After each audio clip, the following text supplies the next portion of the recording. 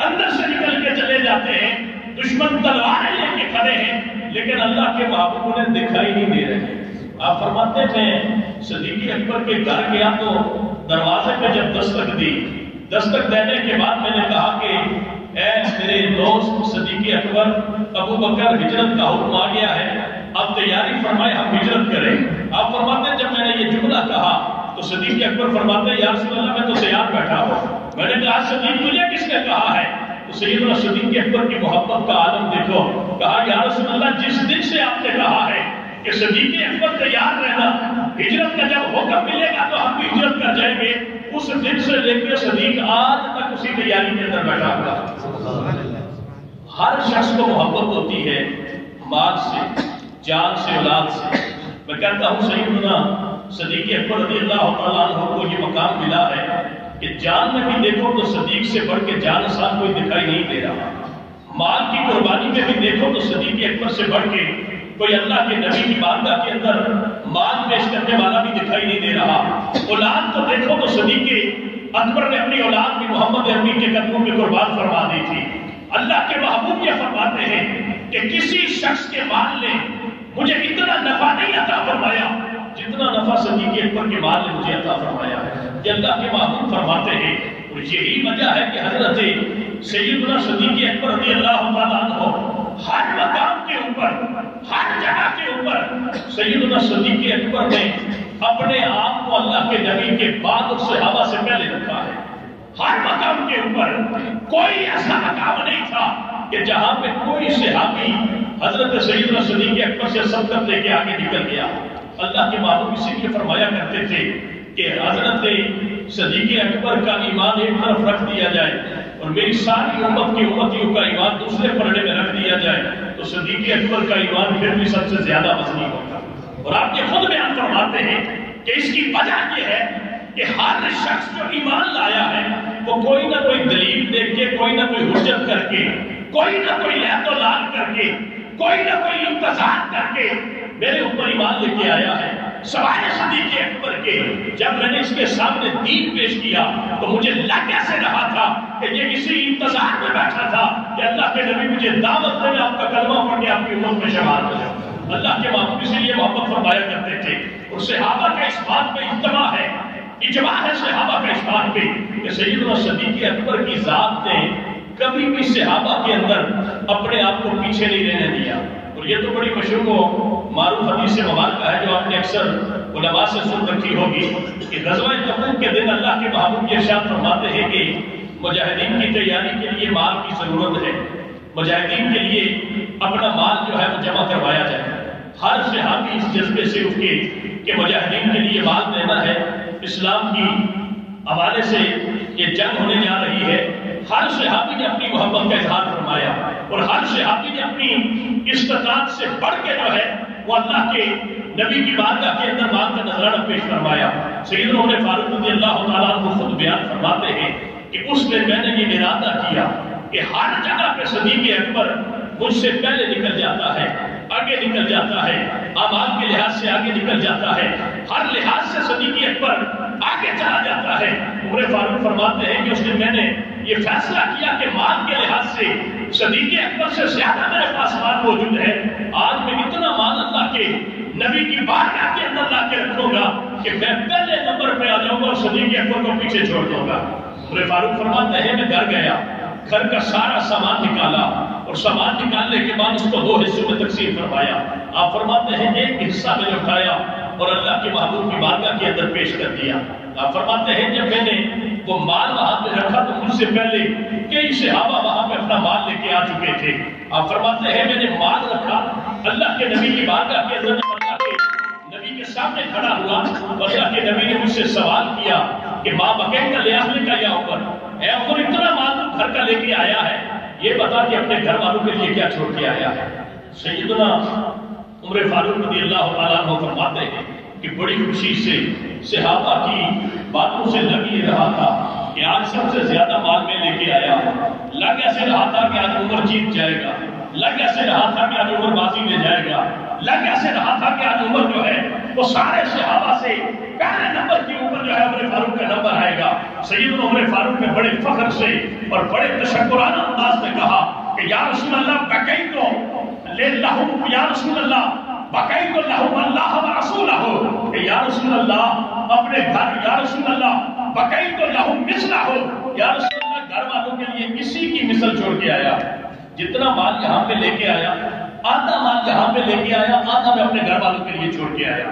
حضرت عمر فاروق فرماتے ہیں کہ صحابہ کے چہروں سے لگ یہ رہا تھا کہ آج میں نے جتنا ایثار و قربانی کا یہاں پہ مظاہرہ کیا ہے کسی اور صحابی نے نہیں کیا، لیکن میں اس انتظار کے اندر بیٹھا تھا کہ ابھی صدیق اکبر نہیں آیا، جب وہ آئے گا تو پتہ چلے گا میرا مقابلہ تو صدیق سے چل رہا ہے، نیکیوں کے اندر کے نیکیاں صدیق اکبر زیادہ کماتا ہے یا میں زیادہ کماتا ہوں۔ عمر فاروق فرماتے ہیں کہ تھوڑی دیر کے بعد میں نے دیکھا کہ اللہ کے نبی کا عاشق صدیق اکبر بھی آ رہا ہے اور سامان کی گٹھڑیاں بنا کے اپنے کندھوں پہ اٹھا کے رکھی ہے۔ اللہ کے نبی کی بارگاہ کے اندر جب وہ گٹھڑیاں پیش کرتے ہیں، اللہ کے نبی نے جب سامان کا مشاہدہ فرمایا تو سیدنا صدیق اکبر سے بھی وہی سوال کیا جو اللہ کے نبی نے مجھ سے کیا تھا۔ اللہ کے نبی نے پوچھا ماں بقیت لأہلک کا یا ابا بکر، اے ابو بکر یہ بتا کہ اپنے گھر والوں کے لیے کیا چھوڑ کے آیا ہے؟ سیدنا عمر فاروق فرماتے ہیں کہ میں نے جواب یہ دیا تھا کہ یا رسول اللہ سارا سامان آدھا کیا، آدھا گھر والوں کے لیے چھوڑا، آدھا آپ کے لیے لے آیا، آدھا مجاہدین کے لیے لے کے آیا۔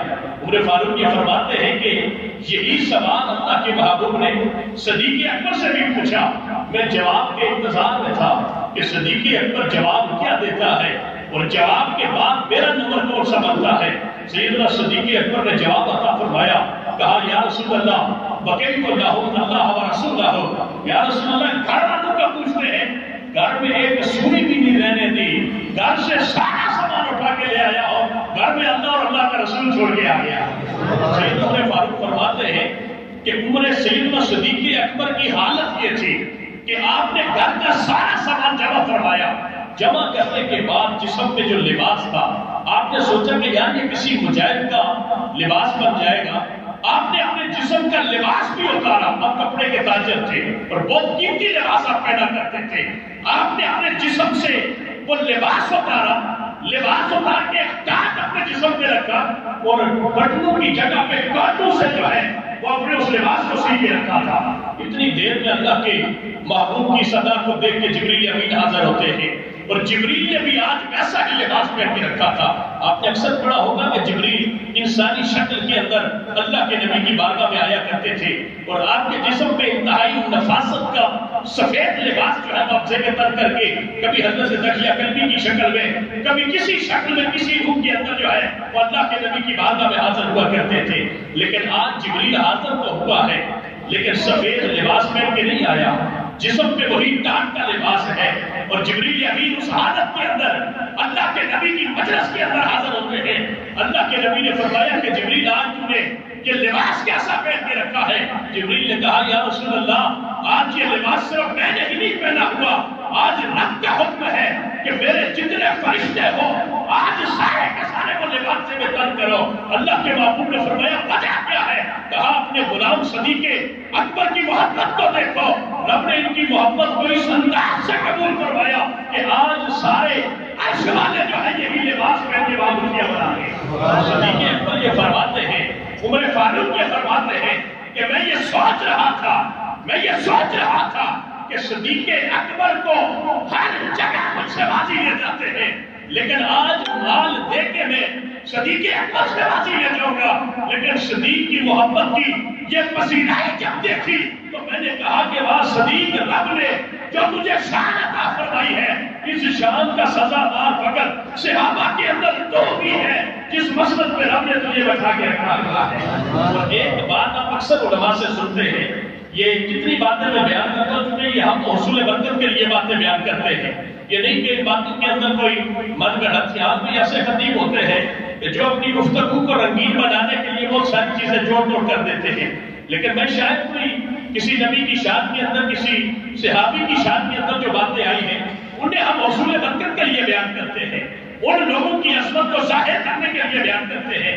اکثر آپ علماء سے یہ باتیں سنتے رہتے ہیں، لیکن ایک بات جو میں آپ کے سامنے بیان کرنا چاہتا ہوں، یہ شاید آپ نے بہت کم کسی سے سن رکھی ہو، یہ تو آپ نے یہ یقیناً وہ واقعہ سن رکھا ہوگا، لیکن صدیق اکبر کی محبت کے حوالے سے یہ بڑی عجیب اور بڑی محبت بھری بات ہے۔ اللہ کے نبی نے صحابہ کو حکم ارشاد فرمایا کہ تیاری کرو عمرے کے لیے جانا ہے۔ مدینے سے 1500 صحابہ تیار ہو گیا۔ آپ نے فرمایا احرام باندھ لو مدینے سے، ہم نے مکہ شریف کے اندر جانا ہے، عمرہ کرنا ہے، عمرہ کر کے واپس آنا ہے۔ ہر صحابی کی یہ تمنا تھی کہ اللہ کے نبی کے ساتھ ہم جائیں گے مکہ اور وہاں پہ عمرہ کی سعادت حاصل کر کے واپس پلٹ کے آئیں گے۔ جب حدیبیہ کے مقام کے اوپر مسلمانوں کا لشکر پہنچتا ہے تو مکے کے اندر ایک بھوچال آ جاتا ہے، کفار و مشرکین بے چین ہو جاتے ہیں، کفار کی صفوں کے اندر صف ماتم مٹ جاتا ہے، مشرکین مغلوب ہو جاتے ہیں اور سر جوڑ کے بیٹھتے ہیں اور کہتے ہیں کہ اے مشرکین مکہ سنو، اے مکے کے کفار سنو، یہ تو 1500 آ رہے ہیں، اللہ نے ان کو اتنی غیرت ایمانی عطا فرمائی ہے کہ یہ اگر 313 بھی ہو تو پوری دنیا پہ غالب ہو جاتے ہیں، یہ تو 1500 سے اب آ رہا ہے۔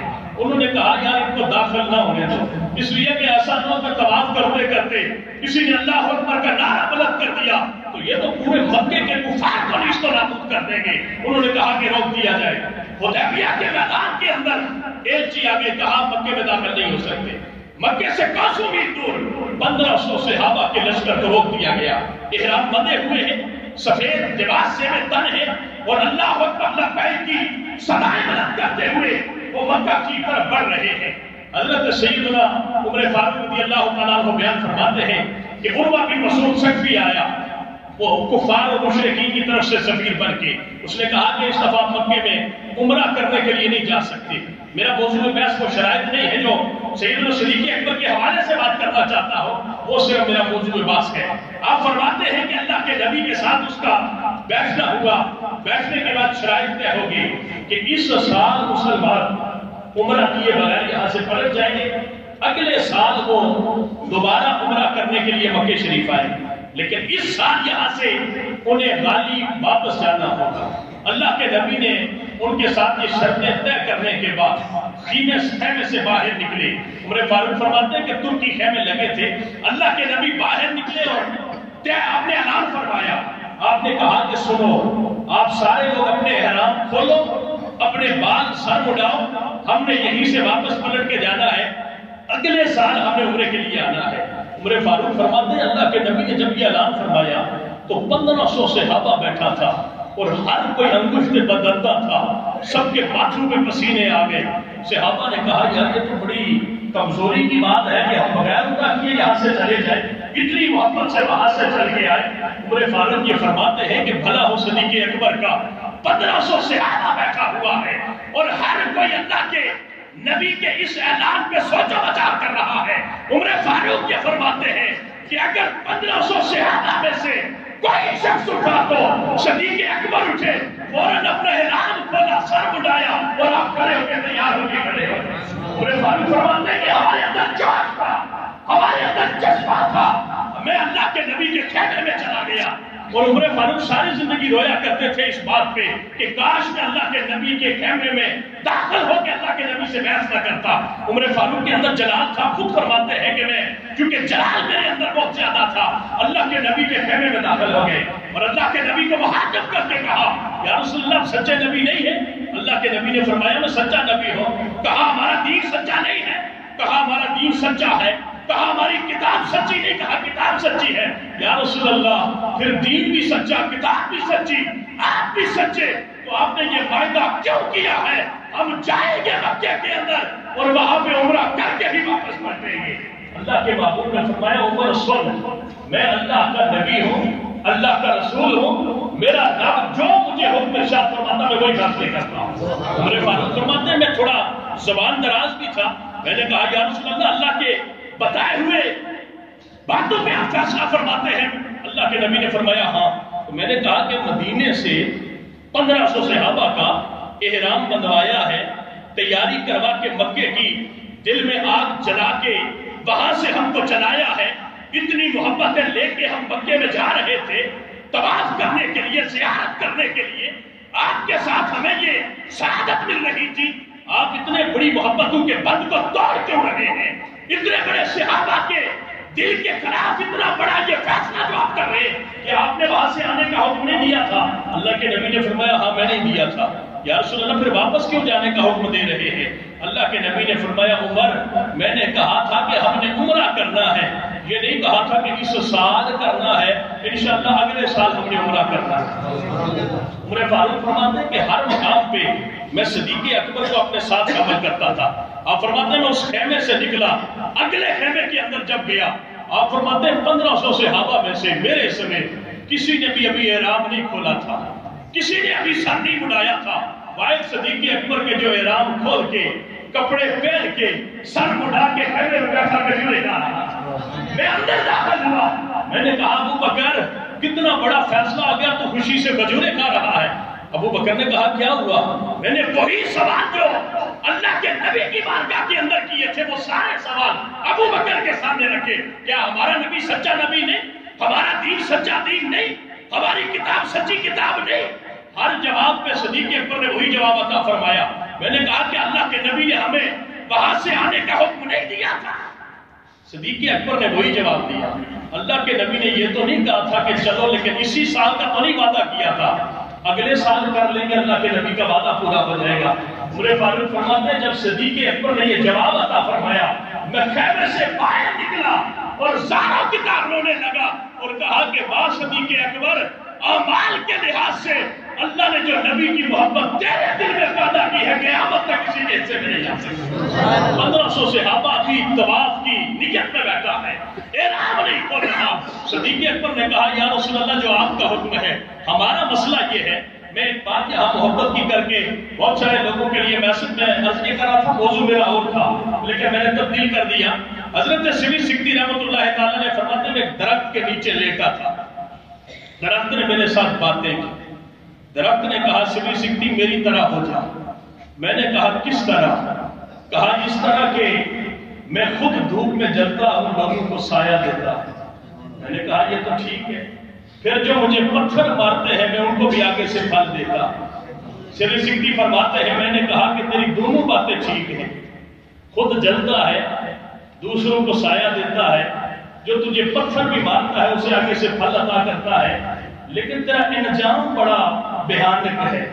سری سکھتی بھی تو اللہ کے نیک بندے تھے، کہا تیری یہ دونوں باتیں بڑی اچھی ہیں لیکن تیرا انجام بڑا بھیانک ہے، اس لیے کہ جب تو خشک ہو جاتا ہے تیری جڑیں تیرا ساتھ چھوڑ دیتی ہے تو لوگ ایندھن بنا کے آگ میں جلا کے تجھے راکھ بنا دیتے۔